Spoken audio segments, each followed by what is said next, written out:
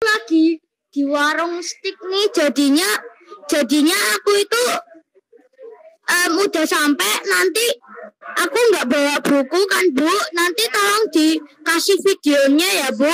Siap, nanti langsung saya share ya setelah ini. Yuk anak-anak, kita akan mulai Oke Bu. Yuk kita akan mulai kegiatan kita sore hari ini ya. Sebentar, kita mau doa dulu. Yuk sikap doa yang benar yuk.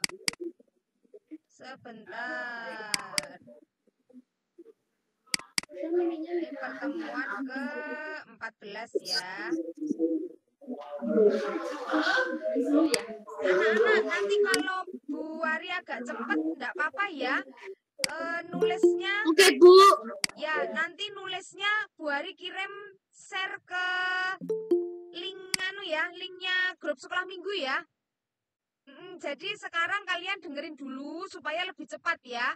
Karena takutnya nanti keburu malam, gelap, nggak bisa lihat mukanya Bu Hari kalian ya. Ya, lipat tanganmu, tutup matamu, tundukkan kepala, kita berdoa. Olin, kita doa dulu yuk Lin. Ya, lipat tangannya Lin. Tutup mata, kita berdoa. Tuhan Yesus, terima kasih untuk hari ini. Kami bersyukur Tuhan menyertai kami dari pagi sampai sore hari ini. Hari ini Tuhan, sore hari ini kami mau dengar-dengaran akan kebenaran firman Tuhan. Tolonglah kami supaya kami boleh belajar dengan baik di sore hari ini. Jaringan, alat-alat yang kami pakai, biarlah Tuhan yang memberkati. Di dalam nama Yesus kami telah berdoa dan mengucap syukur. Amin. Nah, yuk, anak-anak coba perhatikan yang Bu Ari share di layar ya. Sebentar. Judul kita hari ini adalah Ishak bertemu Ribka. Ishak bertemu. Bu, nanti dikirim ya Bu. Yo, nanti Bu Ari kirim. Yo, judulnya Ishak bertemu Ribka. Kan 2 minggu lalu kita belajar tentang Ishak yang sudah besar toh, Ishak dipersembahkan, kemudian Tuhan tidak meminta Abraham untuk mengorbankan Ishak, tetapi diganti dengan domba yang ada di semak-semak.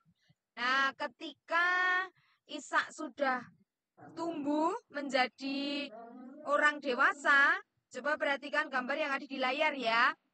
Gambar A itu anak-anak, gambar B, gambar C juga masih disebut anak-anak, remaja yang C ya. Nah, gambar yang D itu gambar pemuda dewasa, orang dewasa yang siap untuk menikah. Ya, kalau Olin dan Sean itu masih di posisi huruf yang B, ya. Tapi dalam cerita kita sore hari ini, Ishak sudah menjadi orang dewasa yang siap untuk menikah. Nah, Bapak Abraham mempunyai anak bernama Ishak. Nah, Ishak sudah tumbuh menjadi orang yang dewasa. Seperti yang tadi Bu Ari ceritakan ya. Kalau orang dewasa biasanya dia sudah mulai mengenal dan tertarik dengan lawan jenis. Yang laki-laki mulai tertarik dengan perempuan, yang perempuan mulai tertarik laki-laki gitu ya. Nah, yuk coba dibaca Yosia yang ada di layar, coba dibaca Yos. Sudah saatnya bagi Ishak untuk menikah, tetapi Ishak belum mempunyai pasangan calon istri. Ya, sudah saatnya bagi Ishak untuk menikah. Tapi Ishak belum punya pasangan, perempuannya itu belum ada. Ya, maka yuk kita lihat slide berikutnya. Apa yang dilakukan oleh Bapak Abraham ya? Bapak Abraham memanggil Eliezer, hambanya, dan menyuruhnya mencarikan istri untuk Ishak. Jadi kalau zaman sekarang Eliezer itu seperti pembantunya Bapak Abraham gitu ya, hambanya. Dia minta tolong supaya Ishak ini dicarikan perempuan supaya Ishak bisa menikah. Nah, lalu berangkatlah Eliezer beserta rombongannya membawa 10 unta. Dan Tuhan menyertai perjalanan mereka. Coba perhatikan yang ada di layar, nak. Untanya itu coba dihitung, ada 10 enggak itu? Olin, Sean, coba dihitung berapa untanya? Nah, lalu yang berdiri di depan itu adalah Tuhan. Dituliskan di Alkitab, Tuhan menyertai perjalanan Eliezer. Nah, ketika sampai di Haran atau Nahor, Eliezer bingung. Ya toh? Mana ini wanita yang bisa dicari sebagai istrinya si Ishak? Gak ada wanita satupun di situ. Atau bahkan wanita di sana sangat banyak. Padahal yang dibutuhkan cuma 1, ya. Nah, yang dilakukan Eliezer apa? Ia berdoa. Ya, ketika kita bingung, ketika Eliezer bingung, satu hal yang dia lakukan, berdoa. Diingat ya, nak ya. Ketika kamu mulai bingung, ketika kamu mengalami sesuatu yang menyulitkan, berdoalah. Mari kita belajar dari Eliezer. Dia berdoa. Tuhan, perempuan mana yang harus aku berikan kepada Ishak? Jika ada perempuan yang memberi minum untanya, dia adalah calon istri Ishak. Eliezer berdoa di depan sebuah sumur. Kalau ada perempuan yang datang memberi minum untanya juga, maka dia yakin itu calon istri yang dikirim Tuhan untuk Ishak. Nah, yuk selanjutnya. Ketika Eliezer tadi berdoa kepada Tuhan, Tuhan menjawab doanya. Di tengah kebingungan Eliezer, tiba-tiba datanglah seorang perempuan yang sangat cantik. Siapa namanya? Coba Aldrik, siapa nama perempuan itu, nak? Ribka. Ribka. Ya, ada di sini yang punya teman namanya Ribka? Sean punya nggak teman namanya Ribka? Sean mana? Enggak, Bu. Oh, enggak. Olin punya nggak teman namanya Ribka? Olin, di manakah kau? Yosi, punya nggak teman namanya Ribka? Enggak, Bu. Enggak. Nikel. Enggak, Bu. Oke, Wano sama Mela, punya nggak teman namanya Ribka? Aku punya. Wih, punya. Cantik nggak Ribka? Biasa. Tian punya nggak teman namanya Ribka? Tidak. Tidak. Ya, enggak apa-apa. Tidak semua orang diberi nama Ribka. Tapi Ribka yang di Alkitab ini disebutkan orangnya sangat cantik dan baik hati, ya. Ternyata Ribka memberi minum Eliezer dan juga untanya, bahkan diberi minum sampai puas. Maka yakinlah Eliezer bahwa Ribka ini adalah calon istrinya Ishak. Lalu berlututlah Eliezer dan memuji Tuhan karena Tuhan telah menjawab doanya. Yang tadinya bingung, yang tadinya tidak tahu harus bagaimana, tiba-tiba Tuhan mengirimkan seorang perempuan bernama Ribka. Yuk, bagian selanjutnya. Coba dibaca. Nara. Ayah Ribka, Betuel dan saudaranya Laban mengizinkan Ribka pergi menuju tanah Kanaan. Ya, tadi kan sudah ketemu di sumur.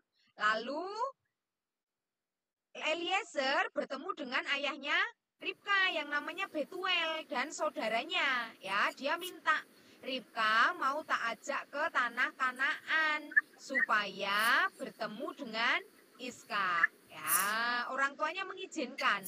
Maka berangkatlah Ribka menuju tanah Kanaan. Yuk, selanjutnya. Yang terakhir. Akhirnya bertemulah Iska dengan Ribka dan Tuhan memberkati pernikahan mereka. Nah, jadi kalau ada pertanyaan, awal mulanya Iska dan Ribka ini saling kenal tidak? Bu, Ya, tadi belum ditampilin ya judulnya tadi. oh ya, nanti Kok bisa, aku bisa nulis. Ya, nanti tak kirim Aku, ya. Oke. Ya, nanti buat Judulnya ya, Bu. Ya, semua nanti dikirim. Ya, akhirnya Iska bertemu dengan Ribka dan Tuhan memberkati pernikahan mereka. Ya, kisah yang awal mulanya tidak saling kenal ya, tapi begitu kenal langsung menikah ya. Artinya Iska menyambut Ribka dengan baik, Ribka pun juga menyambut Iska dengan baik. Nah, begitulah kisahnya. Bagaimana Ribka bertemu dengan Iska atau Iska bertemu dengan Ribka. Siapa orang yang mencari Ribka tadi? Namanya siapa? Yang diutus Abraham? Ayo, ada yang tahu? Tadi Bu udah sebutkan loh. Siapa namanya? Wano? Siapa nama orang yang diutus Abraham tadi, No? Depannya E.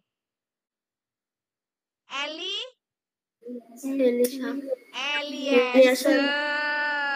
Ya, Eliezer diminta Abraham untuk mencarikan istri bagi Iska. Yuk. Nah, apa pelajaran yang bisa kamu dapatkan dari kisah di sore hari ini? Yuk, ada yang bisa menjawab?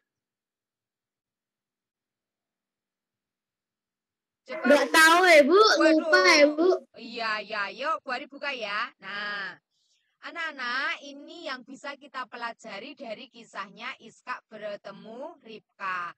Yang pertama, mendengar dan menuruti perintah Tuhan. Ya, Abraham mendengar dan menuruti perintah Tuhan. Eliezer mendengar dan menuruti perintahnya Abraham.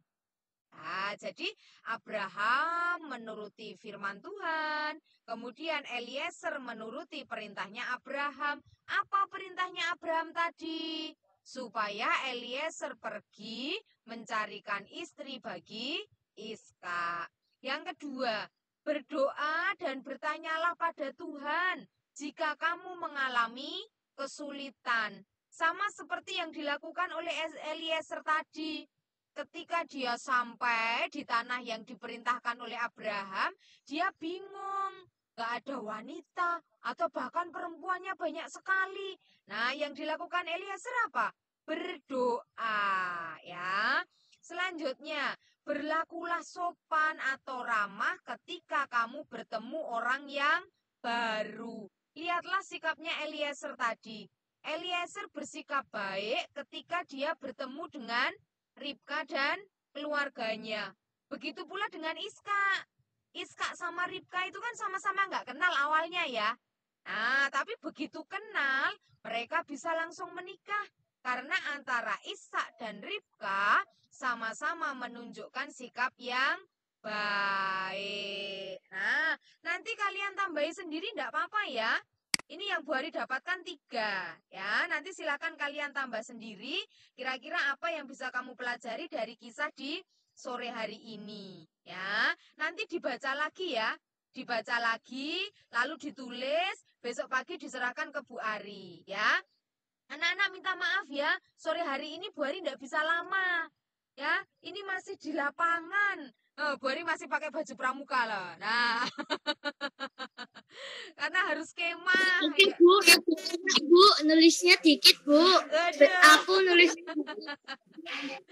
Ya, ada yang mau disampaikan, Nak, sebelum Bu Ari tutup? Terima kasih ya, sore hari ini luar biasa. Ya, Nara mau tanya apa? Apa yang mau disampaikan, Ra? Ayo, Nak. Oh, ya nggak boleh. Tentang sekolah minggu boleh. Tentang sekolah minggu. Ya, ini kan kita belajar di sekolah minggu, ya. Baik, anak-anak. Terima kasih untuk sore hari ini ya. Nanti Bu Ari segera kirim materinya di grup sekolah minggu. Tolong dibaca-baca lagi lalu dipelajari lagi ya. Ada yang mau mimpin doa penutup? Lin pakai kacamata, cantik Elin. Pinter, hebat ya. Ya, enggak apa-apa dipakai Lin, cantik kok. Oke, yuk. Siapa yang memimpin doa penutup? Wanoh ya. Kak Wanoh, yuk pimpin doa penutup yuk. Mari teman-teman kita berdoa. Tuhan Yesus, terima kasih atas malam hari ini. Kami sudah bisa mengikuti Sabtu Ceria dengan baik dan lancar dari awal sampai akhir ya Tuhan. Berkati selalu kami semua supaya bisa melanjutkan aktivitas kembali. Terima kasih ya Tuhan. Haleluya. Amin. Amin. Terima kasih ya anak-anak. Minggu depan ketemu lagi sama Bu Ari ya. Besok pagi jangan lupa catatannya di bawah. Segera Bu Ari kirim di Oke, Bu. Siap. ya. Sehat selalu ya. Tuhan berkati. Sehat. Terima kasih. Olin terima kasih. Tian terima kasih.